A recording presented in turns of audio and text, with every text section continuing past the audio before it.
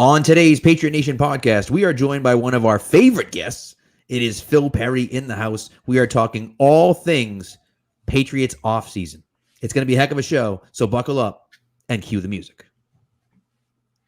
All right, people, we are here. We're live on Twitter and YouTube. We're all over the place with one of our favorite guests.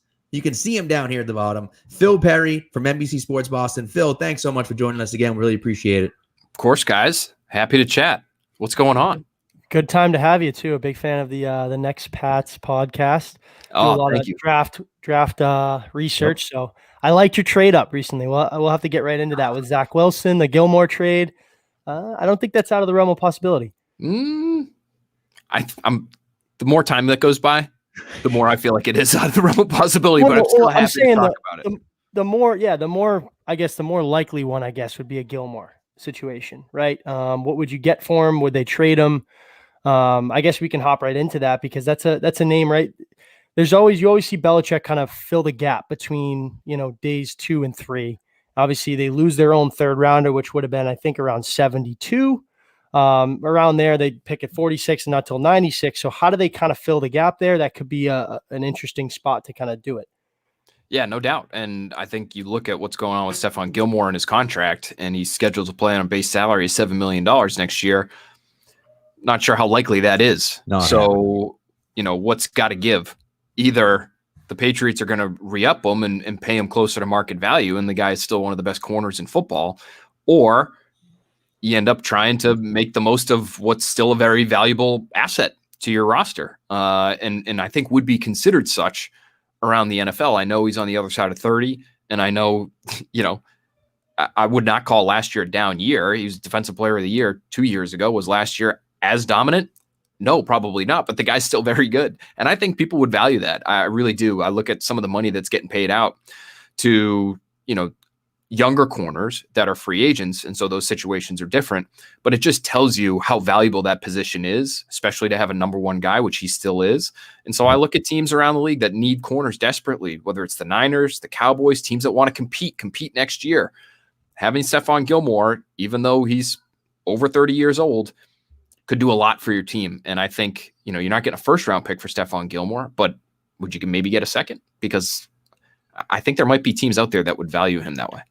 I agree 100%. And it is a way to kind of fill in that gap between 46 and 96 and, of course, get another high-valued pick. But the interesting thing for me is that I look at really what he wants for a contract extension, because clearly he's not going to play for $7 million.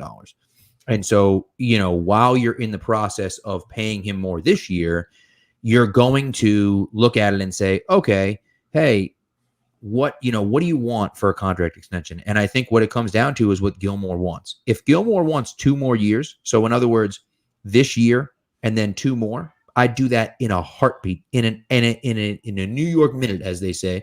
I'd do it instantly, right? If now someone threw this out to me today, I was talking on Locker Room today, and someone threw this out today where they said, what if he wanted a Darius Slay contract, where Slay gets, a 4-year deal, 2 years at about 15, and then the second 2 at about 9. I'd strongly consider that. So that would be this year and then 3 more years. I know it kind of takes him into that realm of, 34, 35, but he might be worth it. And with a fairly low cap number those last 2 years, you might have an out there where you can get out of that deal in that last few years, right? You're looking at more money than that, though. Right. He's a better player. And so I think he will look at that contract and he'll say, yeah, that plus, you know what I mean? So right.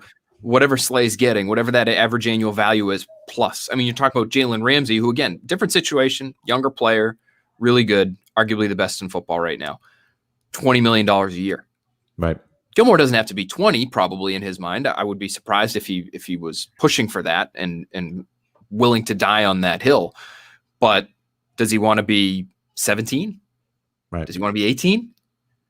That's, I think, where you're going to run into an issue. And listen, I mentioned the Cowboys. The Cowboys have all kinds of financial issues that they've got to get straightened out because they got to figure out who's playing quarterback, and they're paying their running back way too much money. And there's a lot of moving parts there. So maybe that's not a great fit.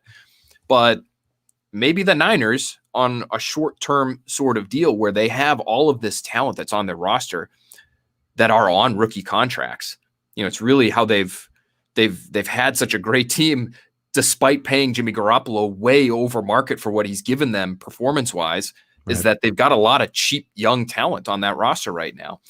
Could they afford to pay Gilmore what he wants for a couple of years, try to max out this window, whether it's with Garoppolo or not?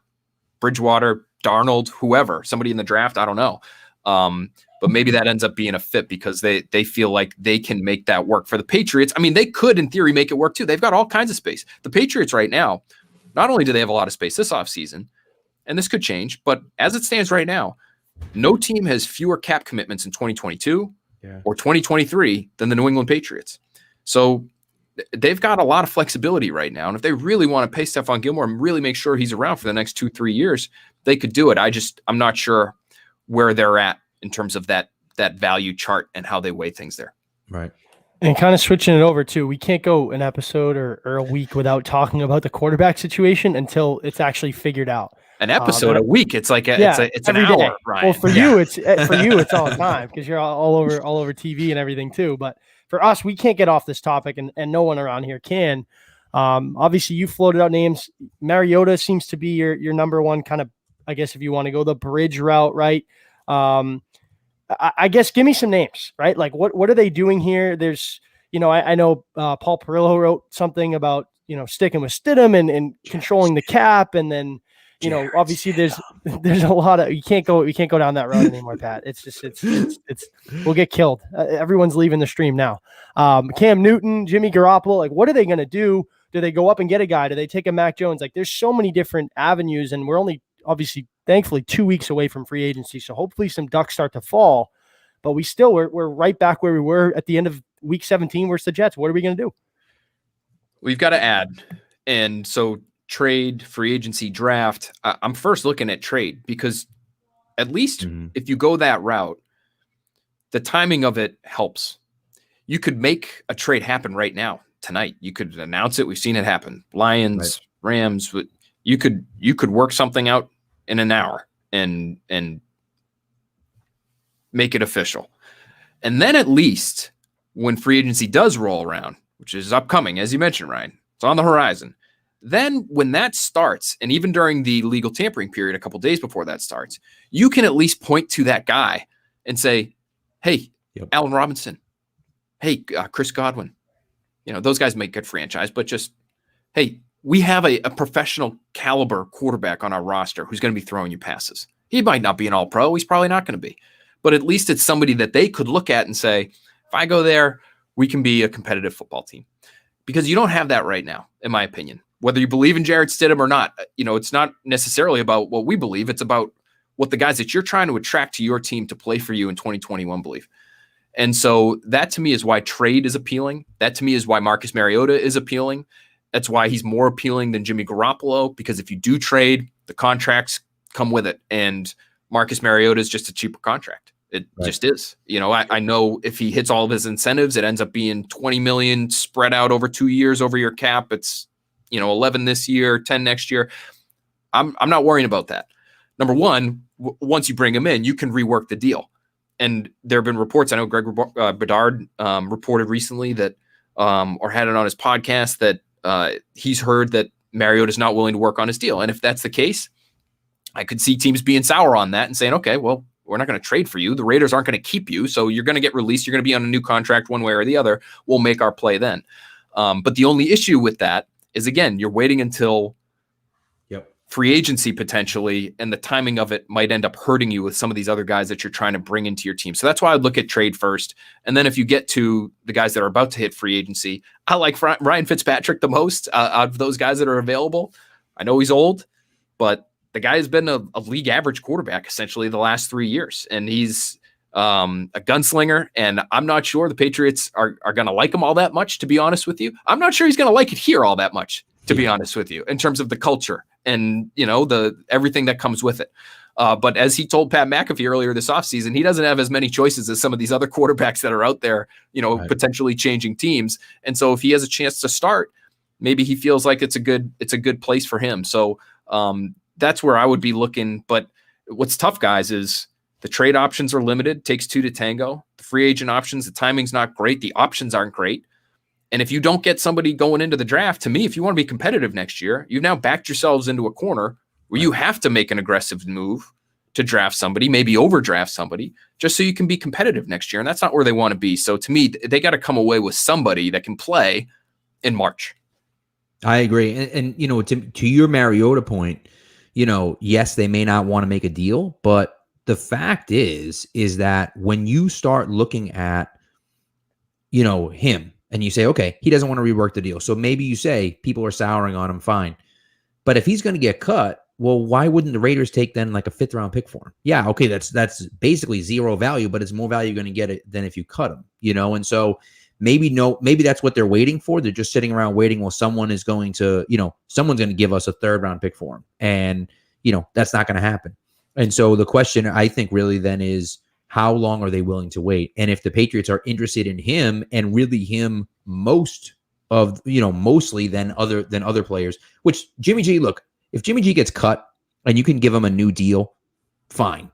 I don't want that contract. And I know it's whatever, like it's just money and this and that, but and they have a ton of cap space, but he's not worth that. He's not. And so I don't want that deal on our cap, whether we have the money or not. I don't want it. And so I don't mind the thing. And like you said, those incentives are all not likely to be earned. So even if you get them, yeah, sure. Okay, fine. He hits those contracts and he counts $10 million against next year's cap. So what? It's $10 million. It's not the end of the world, especially where you assume now and the cap's going to go up well by too. So is it? Well, and that's the other part of it. Right. And you assume that the cap's going to go up by at least $30 or $40 million next year, if that's the case. I mean, this year's cap was rumored to be around 210 before all COVID hit and stuff. So now you're looking at, next year being at least 210, which is going to be $20 or $30 million more than it is this year. So I think that's an easy decision. And then maybe you decide whether you want to keep him or not. Who knows?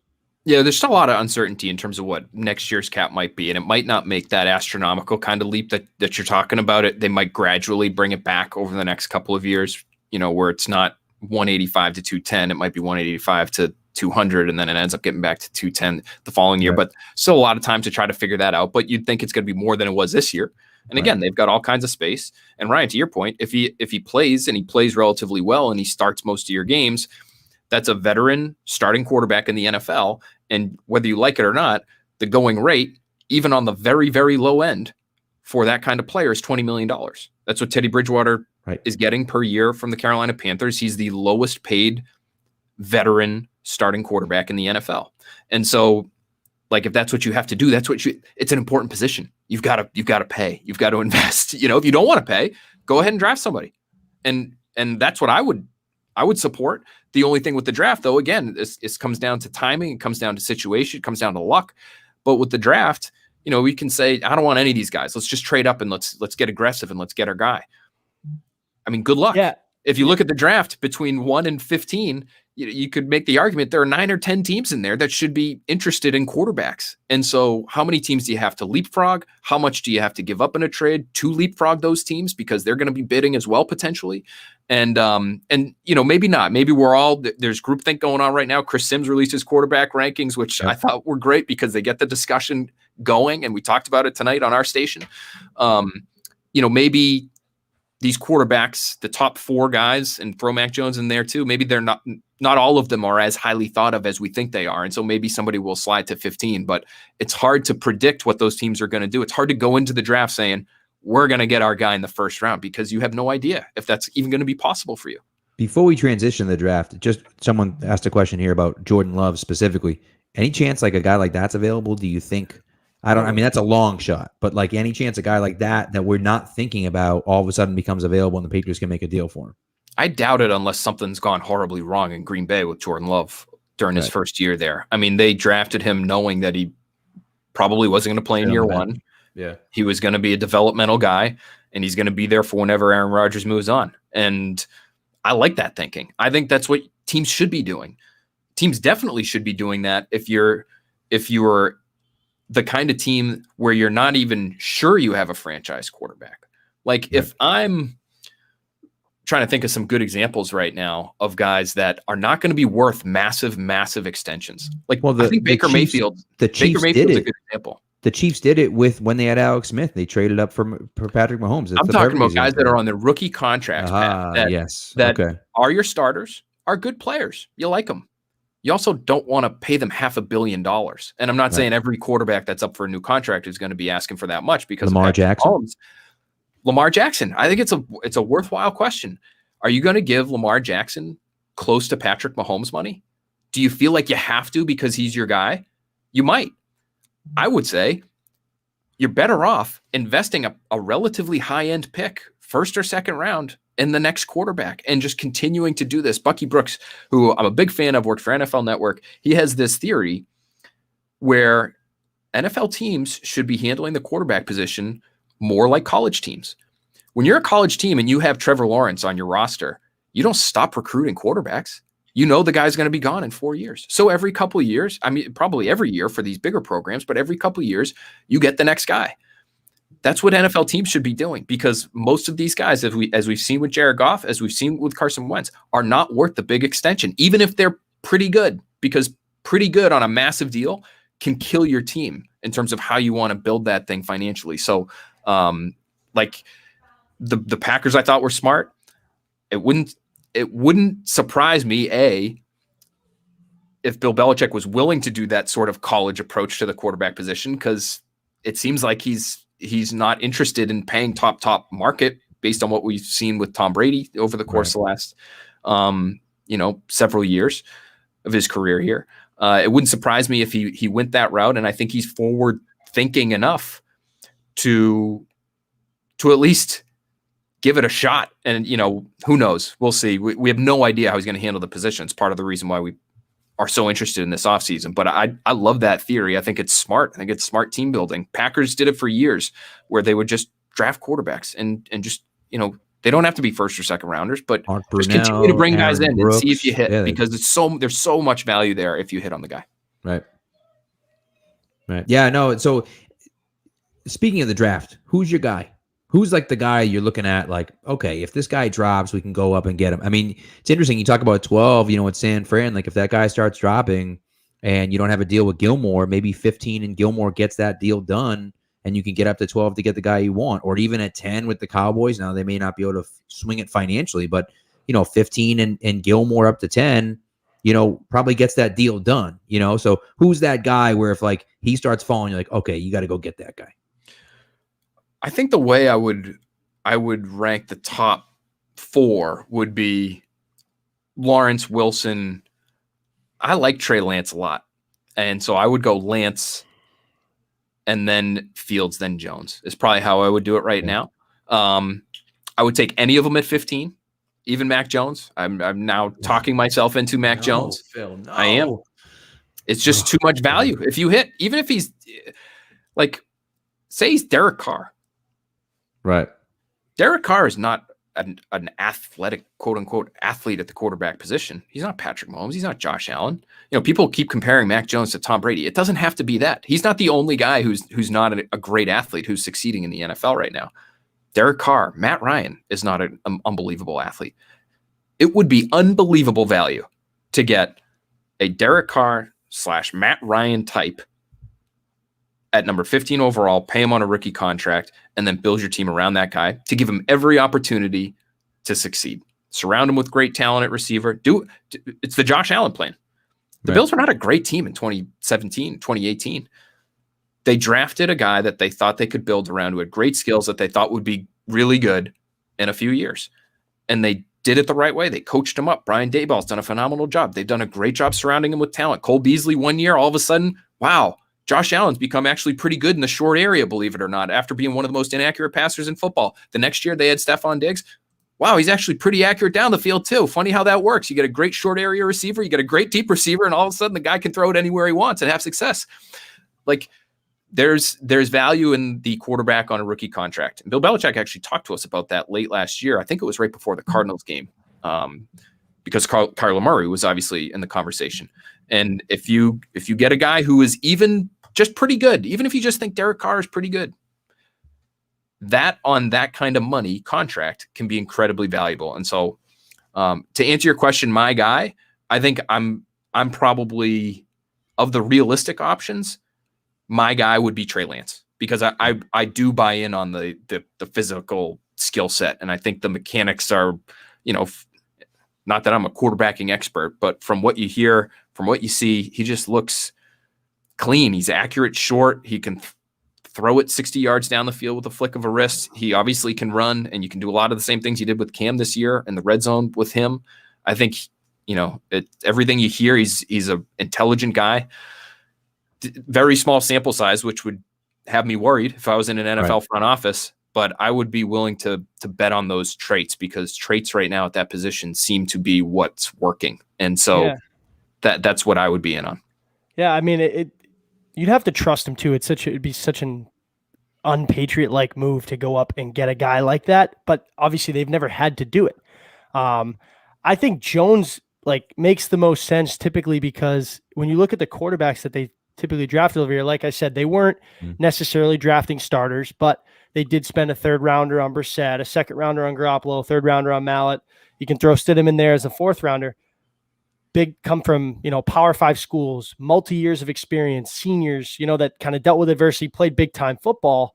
Mac Jones crosses the list, crosses the boxes of all those things, right? I think Lance, on the other hand, is completely against what they've drafted in the past, but at the same time, you make the argument they never had to go that route. So I think if they did trade up, or they wanted it, they saw a guy that they liked and they felt they could go get him, I'd trust them that that's their guy.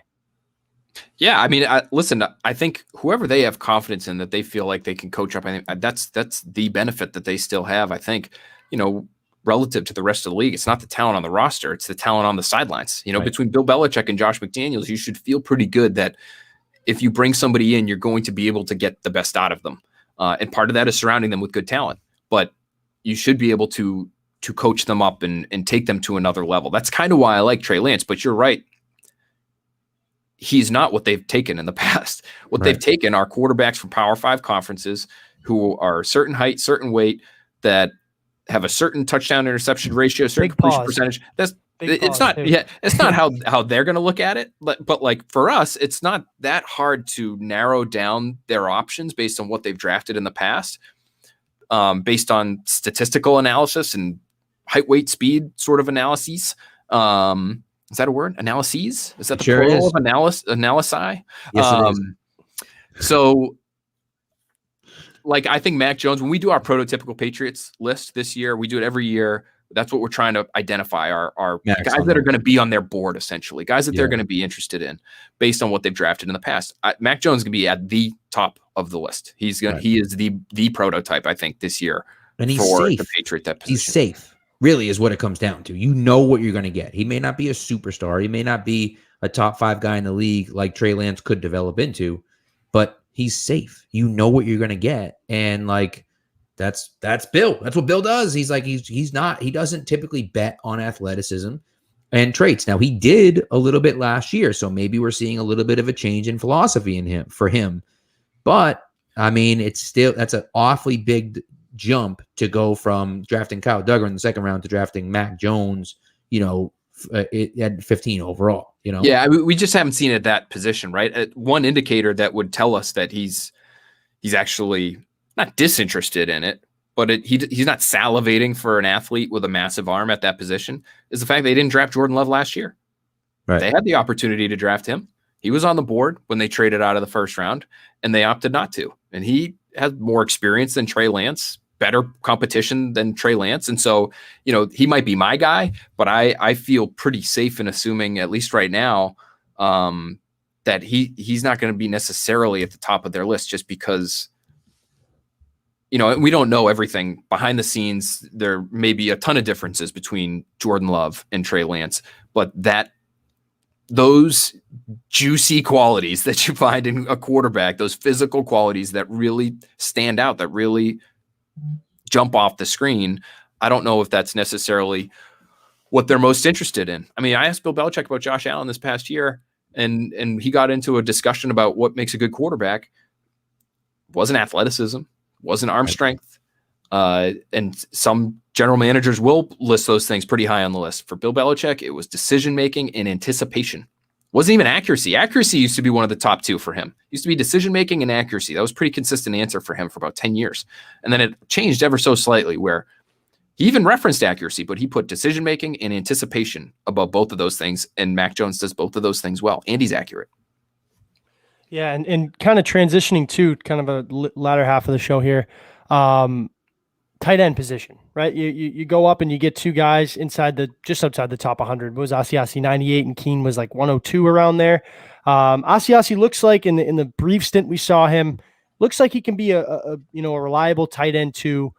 Keene, still no idea everyone kind of floated out the Kyle Juszczyk role, and it just didn't work out. It's obviously a tough position to kind of come into in the NFL and produce right away. But I think there's some key veteran options out there. Obviously, Hunter Henry's probably going to demand the market. I think that's probably a little bit out of their price range, but then you get into Jonnu Smith, who some teams may value him even higher. Kyle Rudolph just got released. Jared Cook, Gerald Everett, guys like that may not Jonnu Smith, but the other guys I mentioned may not cost top dollar, but a guy that can come in and ultimately help your passing game. Everyone likes to get on the receivers, but it's hard for your receivers to produce when you're getting absolutely nothing out of the tight end position that they've gotten in the last 2 years. And I think that's the lack of experience and the veteran presence at that position. So I guess some guys for you that, you'd target for free agency, maybe not for top tier money, but kind of that second tier of guys that can come in and at least help move the chains a little bit. Yeah. Any of them? All of them? Yeah, right. Yeah. Why not? And they have to go that route, right? Like they've waited too long. This life after Gronk just seems like he's been gone for 2 years. It feels like forever. Right. You mentioned the difficulty of that spot is it is really hard to contribute right away. Obviously last offseason didn't help. So whatever stunted, development you're going to have just by playing that position is going to be even more so based on everything that was going on last year, and is probably honestly is going to continue into this offseason as well. I mean, it's just going to be a different offseason for teams, I think. And so it's hard to count on those two rookies as the guys. Again, Belichick spoke about him the end of last year, and it was not the Josh Uche answer. I don't know if you guys remember what he said about Josh Uche towards the end of the year, which is very glowing. He's going to help us next year. We just need to, dial in the role a little bit more. He said something to that effect. He's a good player. He's going to help us next year. When it came to Devin Asiasi, who had a, good last game there, catches the touchdown and puts it together a little bit in the last week of the season. And he said he's got a lot of work to do. He's got to work really hard. He's got to figure it out. Essentially, I'm not, those aren't direct quotes. Right. So, I think for them, the key is to remember they still want guys who can do both. They want guys who can catch and guys who can block. That hasn't changed. So are they interested in, and I don't know enough about Gerald Everett, but are they interested in a guy like Gerald Everett, who to me, I think looks like a willing blocker, but he's not a dominant edge guy. He's not a huge body. Jonnu Smith is a little bit more of a move option, it feels like. So some versatility there. And I think he can block. Like I would lean Smith maybe over Everett right now. But again, it's not like I'm a Gerald Everett expert at the moment. So that's what they want. They want dual threats in the draft, in free agency.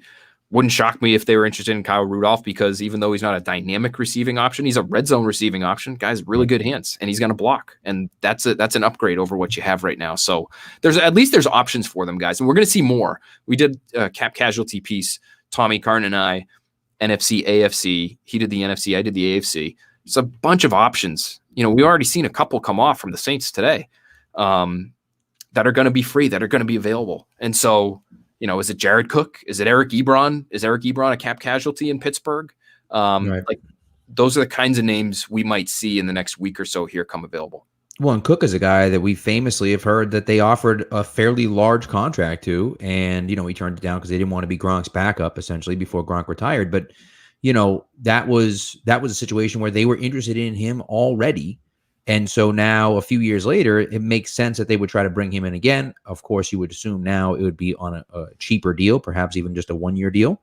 But, that's a guy that they already had some interest in, clearly a few years later. But nevertheless, I think that it would make sense to them to bring someone like that in, Yeah, I totally. I just think having somebody a little different than quarterback. But again, having somebody can play would go a long way in terms of just securing the viability of this roster where you want to be competitive. I don't think they have any appetite for going 7-9 again. And so is it as important as quarterback? Nope.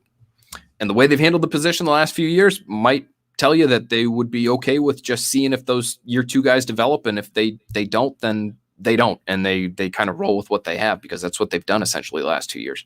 But I think it's pretty clear they got to make a move there somehow. Yeah. All right. We want to get you out of here. But before you do, there are 2 other guys that got released already that are cap casualties that I want to talk about. And those 2 guys are, of course, Kyle Van Noy, who spent a good chunk of time here in New England. And the other guy who just got released today was Golden Tate. And Golden Tate's a guy that kind of popped up my radar like, oh, Golden Tate. Well, that's interesting. So now, of course, another guy that's cheaper option, but, good route runner, explosive player. Again, I don't know, not sure exactly what that looks like as far as contract wise, as far as how much he has left in the tank. But, do you think, first of all, do you think KVN comes back? And second of all, do you think it's worth taking a shot at Golden Tate, or that they will take a shot at Golden Tate? Yeah, I don't know if Kyle Van Noy will come back.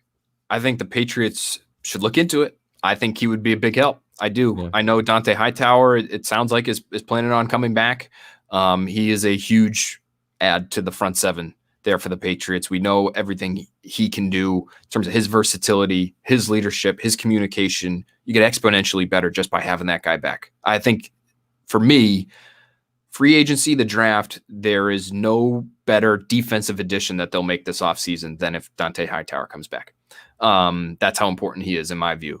Kyle Van Noy, similarly valuable, though not to the same extent, but there is a whole trickle down or trickle up effect that could occur if he comes back, because he can play off the ball and on. We saw he played exclusively on the edge essentially in 2019, and that's what he did in Miami.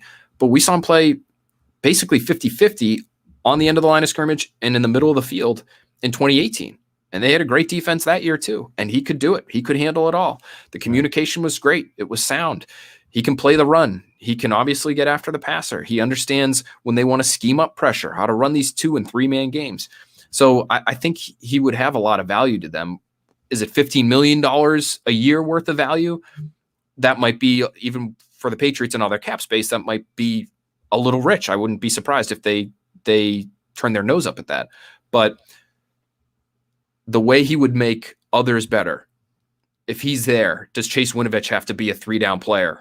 You could specify his role. You can specify the Uche role. You can allow Anthony Jennings to develop maybe as an off-the-ball guy, on-the-ball guy, and not be thrust into so many situations the way he was last year, and it didn't go great. So I think just adding one piece can help a lot of pieces improve.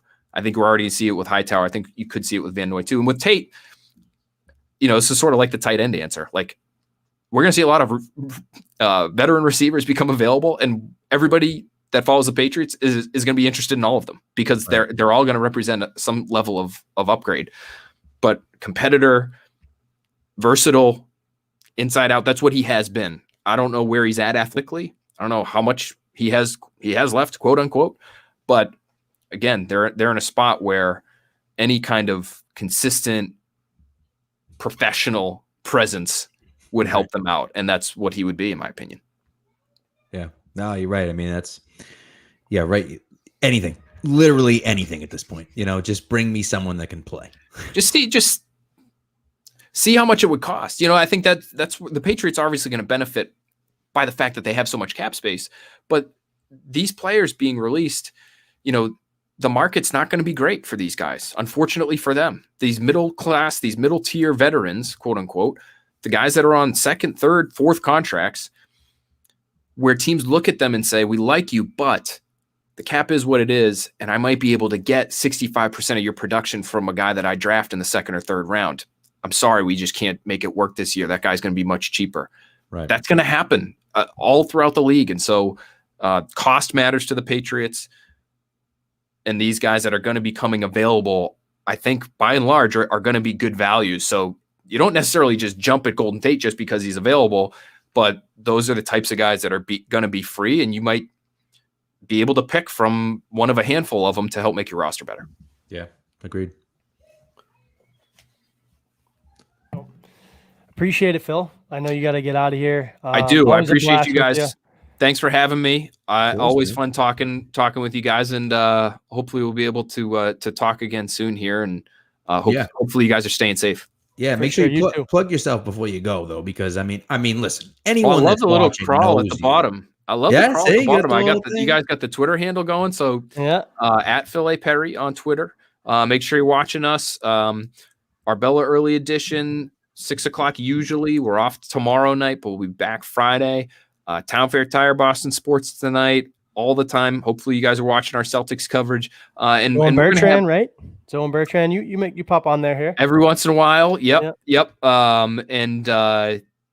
Those guys are awesome. And so we've got a lot going on NBCSportsBoston.com in terms of the stuff that we're talking about. You know, if you're into that, the draft, free agency, just about every single day, we're hitting you with new stuff on NBCSportsBoston.com. So go check that out. And we love that next Pat's podcast that you do is great because you get really in depth in some play. You had Zaven Collins. I think you had talked to his college coach, right? So you get the college coaches on, and you really kind of get in depth on some players that you're interested in, which I really like a lot. You do a great job with that. Thanks, Pat. I appreciate that. Yeah, we had Quinn Miners on, the offensive lineman who kind of went viral. The gut hashtag. The gut. Yeah. Who was great a couple weeks ago. We'll hopefully have a couple of really interesting players coming up here soon. We talked to Connie Carberg, who was the first ever female NFL scout in the history of the league. Wow. We talked to her for this week's podcast. It is Women's History Month. And so who better for us to have? We're all about scouting, the draft, the Senior Bowl. The Senior Bowl is a big part of her story. She's phenomenal, tremendous personality. We talk quarterbacks at the end. She worked for the Jets, and so she is still maybe the world's biggest Jets fan. And I know this is a Patriots specific podcast, but I promise you, by the end of this interview, you will feel as though you are kindred spirits with Connie Carberg. She was awesome. So if you have time, make sure you go and check out the next Pat's pod. Thanks for giving that a shout, Pat. No, for sure. Thanks again, Phil. We appreciate it, and we'll talk to you soon, man. Awesome, guys. Thank you.